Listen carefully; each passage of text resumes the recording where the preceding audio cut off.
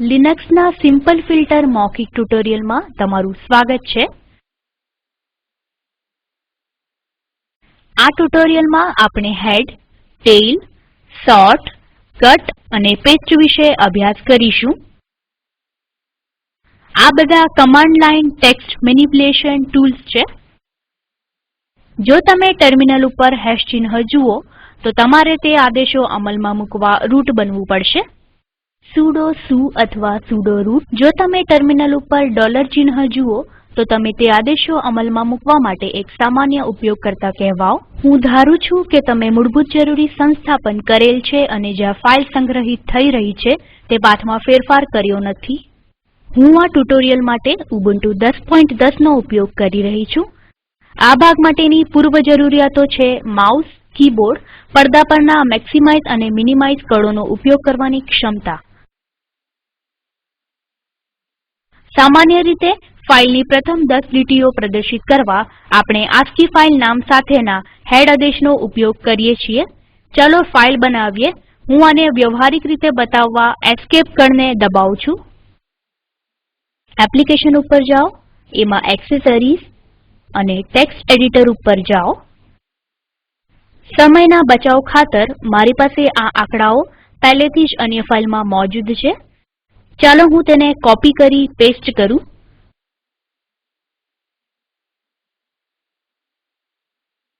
File ઉપર દબાવી સેવ કરીએ. ફાઈલને numbers.txt નામ આપીએ અને સેવ દબાવીએ. હવે આ ફાઈલ બંધ કરીએ. હવે એપ્લિકેશન ઉપર જઈ એક્સેસરીઝ અને ટર્મિનલ ઉપર જઈએ. હવે જોવાનો પ્રયત્ન કરીએ કે જે ફાઈલ આપણે બનાવી તેને જોઈ શકાય છે. એલએસ લખી એન્ટર દબાવીએ. આપણે આ આપણી હોમ ડિરેક્ટરીના બધા ફોલ્ડરો અને ફાઈલોની યાદી જોવા કર્યું. હવે આપણે કેટ આદેશનો ઉપયોગ આપણે બનાવેલ ફાઈલમાંના લખાણને વાંચવા કરી શકીએ. કેટ નમ અને ટેબ ઉપર દબાવીએ જેથી ફાઈલનું નામ સ્વયં આવી જશે. એન્ટર દબાવીએ. ચાલો હેડ આદેશ સાથે પણ આ રીતે જ કરીએ. હેડ numbers.txt લખી એન્ટર દબાવીએ. જુઓ હવે પ્રથમ 10 લીટીઓ પ્રદર્શિત થઈ છે. જો આપણને પ્રથમ 5 લીટીઓ જોવી હોય તો હેડ અને ફાઈલ વચ્ચે વિકલ્પ -n5 નો ઉપયોગ કરો. ઉપરની દિશા દર્શાવતા કળ ઉપર દબાવીએ. -n5 લખી એન્ટર દબાવીએ. હવે માત્ર પ્રથમ 5 લીટીઓ જ દેખાય છે. ચાલો પ્રસ્તુતિકરણ ઉપર પાછા ફરીએ. F5 દબાવો.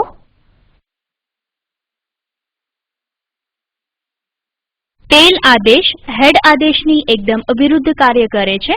તે મૂળભૂત રીતે ફાઈલની છેલ્લી 10 લીટીઓ પ્રદર્શિત કરે છે. ટર્મિનલ ઉપર ફેરબદલ થવા હું અલ્ટર અને ટેબ ઉપર દબાવું છું. હવે લખીએ ટેલ numbers.txt. જો આપણને છેલ્લી 5 લીટીઓ જોવી હોય તો ટેલ અને ફાઈલ વચ્ચે વિકલ્પ -n5 નો ઉપયોગ કરો. -n5 લખી એન્ટર દબાવીએ. બારીઓ ઉપર ફેરબદલ કરીએ.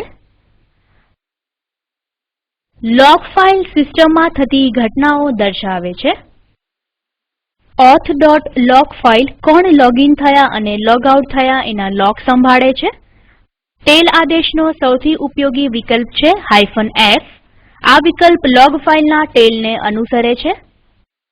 જો નવી લીટી લોગ ફાઈલમાં ઉમેરાય તો ટેલ આદેશ તેને છેલ્લી લીટી માની લે છે અને તેના ઉપરની 10 લીટીઓ પ્રદર્શિત કરે છે. ટર્મિનલ ઉપર જઈએ. ટેલ -var/log/auth.log. હું આ ટર્મિનલનું પરિમાણ બદલું.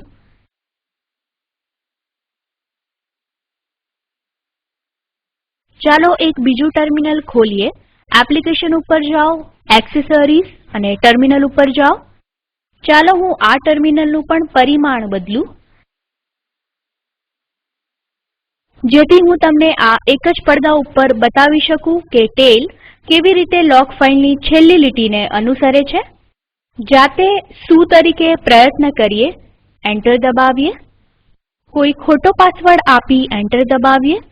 તમે જોશો કે ટર્મિનલ ઉપર ટેલ આદેશ ચાલી રહ્યો છે તે એક નવા લોગ સાથે જોડાયો છે.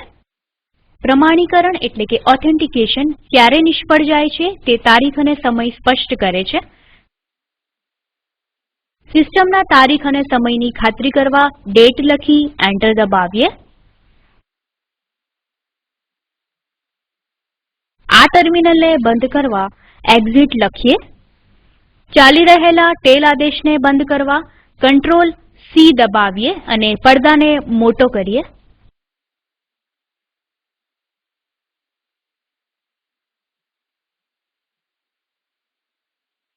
આગળના ઉદાહરણમાં આપણે માત્ર auth.log ફાઈલ જોઈ. આ લિનક્સમાં સામાન્ય રીતે વપરાતી લોગ ફાઈલો છે. જો કઈ મુશ્કેલી આવે તો લિનક્સ સિસ્ટમ વ્યવસ્થાપક તેના મશીનના મુશ્કેલી નિવારણ માટે વધુ માહિતી મેળવવા આ લોગ ફાઈલોમાં ધ્યાનપૂર્વક જુએ છે. સોર્ટ આદેશ જેમ તેનું નામ સૂચવે છે તે આપણા માટે ફાઈલને ચડતા અને ઉતરતા ક્રમમાં વર્ગીકૃત કરવાનું કાર્ય કરે છે.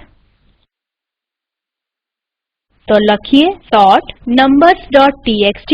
આ આપણી ફાઈલ numbers.txt ને ચડતા ક્રમમાં વર્ગીકૃત કરે છે. જુઓ અહીં જોવા જેવું છે. સોર્ટ પ્રથમ અક્ષરને વર્ગીકૃત કરે છે તેથી અંકો 10, 11 અને 12 આંક 2 પહેલા દેખાય છે. આને રદ કરવા વિકલ્પ -n ઉમેરીએ, -n અને એન્ટર દબાવીએ. હવે સોર્ટ વર્ગીકૃત કરવા આખા આંકને તપાસે છે. numbers.txt ને વિરુદ્ધ દિશામાં વર્ગીકૃત કરવા વિકલ્પ -r ઉમેરીએ.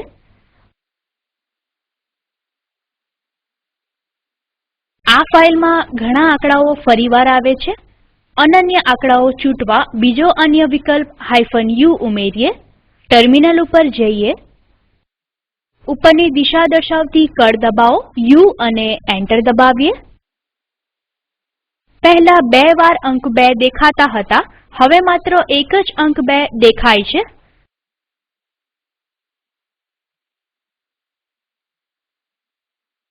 હવે આપણે જોઈશું કે કોઈ કોલમ એટલે કે સ્તંભના આધારે ફાઈલને કેવી રીતે વર્ગીકરણ કરી શકાય. ચાલો નીચે પ્રમાણે આમાં એક ફાઈલ અને કી બનાવીએ. એપ્લિકેશન, એક્સેસરીઝ, ટેક્સ્ટ એડિટર ઉપર જઈએ. સમયના બચાવ ખાતર મારી પાસે આંકડાઓ પહેલેથી જ અન્ય ફાઈલમાં મોજૂદ છે. ચાલો તેને કોપી કરી નવી ફાઈલમાં પેસ્ટ કરીએ. Ctrl+C, Ctrl+V. ફાઈલ તેને marks.txt નામે સંગ્રહ કરીએ. સેવ દબાવીએ. આ ફાઈલમાંના ખાસ અક્ષરોની પરવાહ ન કરો. કોઈ મને તેમના નીચા ગુણ માટે ફરિયાદ કરે તેમ હું નથી ઈચ્છતી. આ ફાઈલને બંધ કરીએ. ચાલો marks.txt ના બીજા સ્તંભને આધારે વર્ગીકરણ કરીએ. ટર્મિનલ ઉપર જઈએ. સોર્ટ ખાલી જગ્યા marks.txt ખાલી જગ્યા -t ખાલી જગ્યા અવતરણ ચિહ્નોમાં ખાલી જગ્યા. અહીં -t વિરામ ચિહ્ન માટે છે અને અવતરણો વચ્ચેની ખાલી જગ્યા તેને દર્શાવે છે. -k2 બીજા સ્તંભ માટે જેના ઉપર વર્ગીકરણ લાગુ પડશે.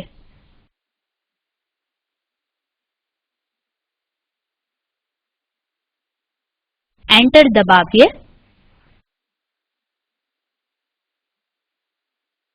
Cat marks.txt.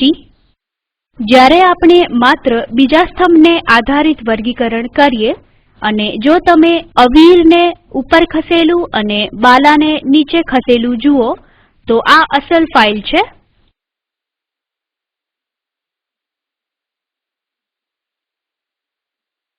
ફાઈલમાંથી અમુક માહિતી રદ કરવા કટ આદેશનો ઉપયોગ થાય છે. ચાલો marks.txt માંથી નામોને લઈ લઈએ.